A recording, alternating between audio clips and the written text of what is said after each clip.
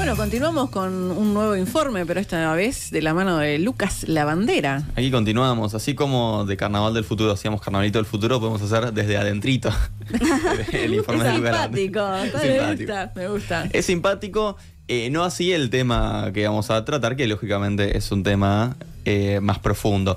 Porque, bueno, lo decíamos hoy más temprano, el Ministerio de Salud Pública comunicó hace una semana que luego de haber presentado esta propuesta en la rendición de cuentas del año 2022, se puso en vigencia una modificación a la Ley de Alimentación en Centros Educativos. Esta es la Ley 19.140, que fue promulgada en el año 2014, promocionada por Javier García, hoy senador de la República, ex ministro de Defensa. Esta ley básicamente controla los alimentos que se venden en los centros educativos y prohíbe la publicidad de alimentos y bebidas denominados como ultraprocesados.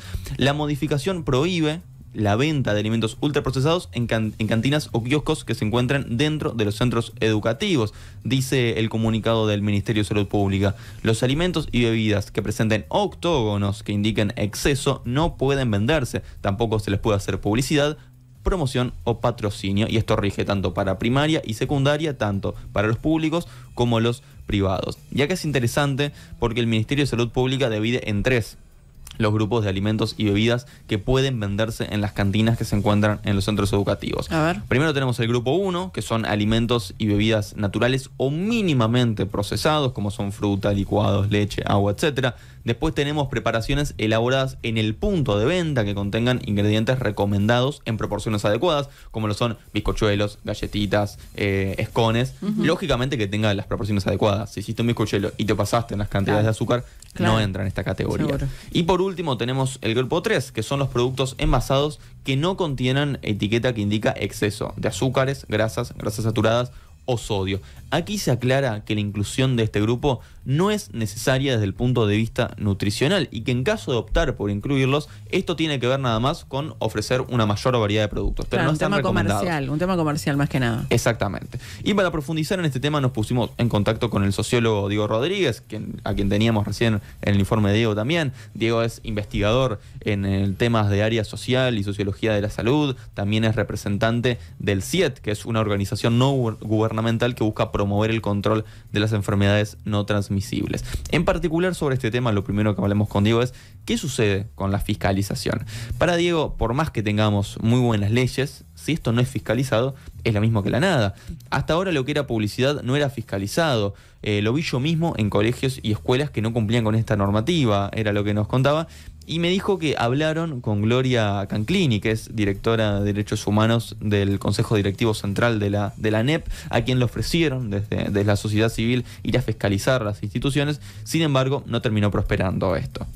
Hay un manual en secundaria que se llama Las 7 prácticas educativas para prevenir el sobrepeso y la obesidad en niños, niñas y adolescentes. Sin embargo, decía Diego Rodríguez, este manual no es difundido y la colectividad educativa lo conoce muy poco y si lo conoce no lo aplica. Sobre este tema nos da un ejemplo muy puntual Diego Rodríguez, que es el desconocimiento acerca de las aguas saborizadas. Vamos a escucharlo. No conocen el concepto de, por ejemplo, que un agua saborizada no debería ser recomendada ni debería ser vendida en un centro educativo porque en realidad no está aportando nada. No es solo el refresco que todos conocemos, sino que también las aguas saborizadas, que muchas veces se venden como saludables, o sea, porque en realidad como es agua, como el nombre es agua saborizada, uno dice, bueno, es agua, hace menos daño que un refresco, y en realidad no es así.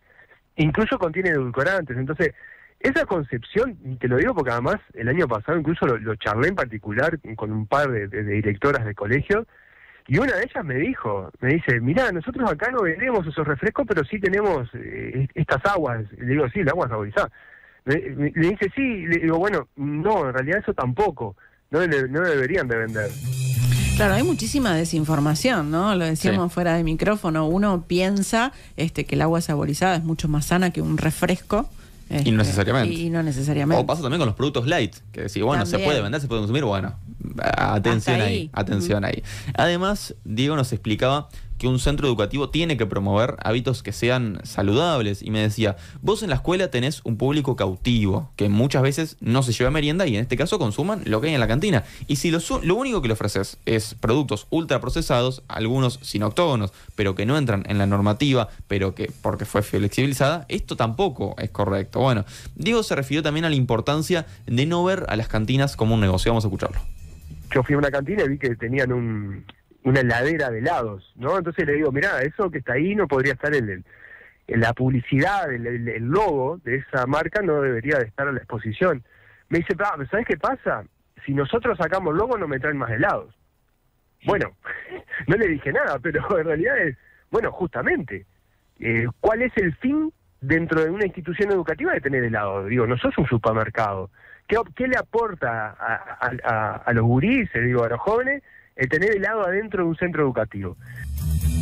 Sí, es una tentación enorme, ¿no? Si no tenés un control para los gurises es una tentación. Eso por un lado. Y por otro lado, la importancia del fomentar los propios docentes, ¿no? Lo que tiene que ver con una alimentación saludable. Yo recuerdo hace algunos años atrás, era solamente el reme de algunas maestras que pedían que por favor la merienda fuera saludable. Que llevaras una fruta. Exactamente, o algo hecho casero, algo hecho en casa y no algo comprado.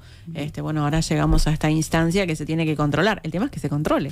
Yo recuerdo que cuando iba a la escuela, en la escuela que yo iba, una escuela semiurbana, no había cantina y entonces había unos vecinos que estaban pegados a la escuela y lo que hacían era ponerse un kiosco al lado, pero dentro del terreno de la escuela porque lo único que dividía era un tejido. Entonces los niños en el recreo, los niños podíamos, porque me incluyo, comprar caramelos, comprabas alfajores, comprabas lo que sea y claro, ahí no tenés control ninguno. No había forma de controlarlo. Lo que sí podemos controlar es justamente lo que pasa dentro de los centros educativos y es lo que se busca controlar con estas normativas. ¿Y qué hay detrás de esto? Bueno, Diego Rodríguez lo que decía es que lo que está detrás de esto es poder controlar las enfermedades no transmisibles.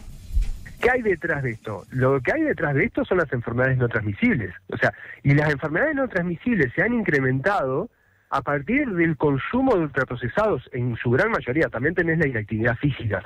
Pero el consumo de ultraprocesados ha llevado, el incremento que ha tenido estos últimos años, ha llevado justamente a el aumento de las enfermedades no transmisibles. Y ahí es la raíz de la cuestión. Te lo digo porque después también te dicen, bueno, pero en la panadería, bueno, sí, no, pero después te comes una torta frita. Bueno, sí, pero la torta frita, vos no estás todo el día comiendo torta frita. Y ¿me entendés a lo que voy? O sea, la raíz del problema de las enfermedades no transmisibles son productos ultraprocesados, porque vos incluso lo arrancás desde la infancia, ¿no? Que le promocionan para que vos compres, los gurises no entienden incluso ni que hay adentro un paquete de cereales, pero como tiene el dibujito, el tigre, el osito, el no sé qué, te dicen quiero eso, y en realidad tenés azúcar, y arrancan así, ¿no? En el caso, por ejemplo, de la jornada educativa.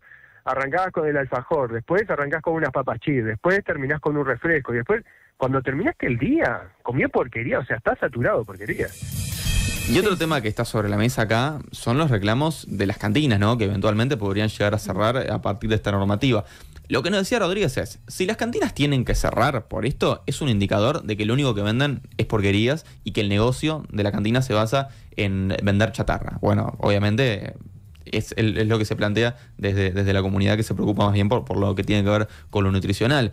Otro tema son las condiciones en las que trabajan las cantinas. Por lo tanto, solicitaron información a la Intendencia de Montevideo respecto a la fiscalización realizada por el gobierno departamental, que es el que se encarga. Son las intendencias las que se encargan de cerciorarse de que estén habilitadas las cantinas. Claro, bueno, bromatología de la exactamente. Intendencia. Escuchemos lo que decía Rodríguez sobre las respuestas que dio la Intendencia y presten atención porque hay un número que es increíble. El 75% de las cantinas que habían fiscalizado no tenían habilitación del Servicio de Regulación Alimentaria. O sea, no estaban habilitadas. Estamos hablando de centros educativos donde ofrecen comida. Entonces, incluso, en realidad, ahí surgió de los propios cantineros, ¿me entendés? Entonces, no solo que están vendiendo chatarra, sino que algunas ni siquiera están habilitadas. La comunidad educativa tiene que tomar conciencia, tiene que entender de cuáles son los alimentos, de qué no alimentos debemos promocionar dentro de un ámbito educativo, la promoción de los hábitos saludables, ¿no? Todo eso. Claro, acá se choca algo que tiene que ver también con algo que controla bromatología, que es, por ejemplo, lo que podemos vender que se cocina en el lugar. Sí. Porque lo que es cerrado, lo que ya viene de fábrica, digamos, es mucho más fácil a la hora de tener los permisos para trabajar. Ahora, cuando vos cocinás, cuando vos vendés, por ejemplo, tortas o también en el caso de las frutas que tienen que estar bien lavadas, tenés un control más exhaustivo, ¿no?, de lo que tiene que ver la intendencia. Entonces, quizás para muchas cantinas es mucho más fácil vender cosas procesadas también. Y la cuestión es que justamente estos alimentos procesados o ultraprocesados, que son los que vienen empaquetados, son justamente los que se intenta que dejen de consumir los chiquilines. También le preguntamos a Rodríguez, bueno, ¿cuál es el rol de la Administración Nacional de Educación Pública? ¿Qué rol juega la ANEP acá? Bueno, para él la ANEP es la gran ausente en este tema. Las autoridades, que si bien se modifica, se actualiza esta ley, y nosotros además fuimos al Parlamento a apoyarla, digo porque después te dicen, no, pero lo que es este gobierno no se apoya. Bueno, en realidad, esta modificación es una propuesta del Ministerio de Salud Pública, de la gente de nutrición. Nosotros tuvimos de acuerdo y la apoyamos y nos parece que va en el sentido indicado, pero también necesitamos que se fiscalice. Y ahí viene la ANEP. Y acá la gran ausente en este momento es la ANEP. Ya venía ausente, pero en este momento necesitamos que la ANEP diga cómo va a fiscalizar, si se ha fiscalizado, que nosotros sabemos que hasta el momento la publicidad no se había fiscalizado. Y después, bueno, las cantinas ayornarse a lo que necesita un centro educativo, que además hay manuales para poder hacerlo. Y por último, porque lógicamente es correcto que los chiquilines no consuman alimentos que tienen octógonos. Ahora, sabemos bien que hay alimentos procesados o ultraprocesados que no tienen octógonos. Sin embargo, sabemos que no es recomendable que los chiquilines consuman esto a discrecionalidad, porque sabemos que un adolescente, un niño que tiene los recursos y puede hacerlo, consume lo que quiere en recreo, en los diversos recreos. Bueno, ¿qué sucede con estos alimentos que no contienen octógonos pero tampoco son recomendables? Escuchemos lo que decía Rodríguez. Tenemos productos que no tienen octógonos, pero que siguen siendo ultraprocesados y no deberían de ser consumidos, o por lo menos no deberían ser promocionados en un centro educativo para que se consuman. Entonces, ahí hay que cambiar la definición de, más allá del octógono, deberíamos estar hablando de productos ultraprocesados. Entonces, los productos ultraprocesados no se deberían directamente ofrecer en un centro educativo. Y sí, hay que extenderlo. Incluso hay que extenderlo a los entornos educativos, ¿no? O sea, por fuera incluso de lo que son los centros educativos. Ahí pasaba entonces Diego Rodríguez.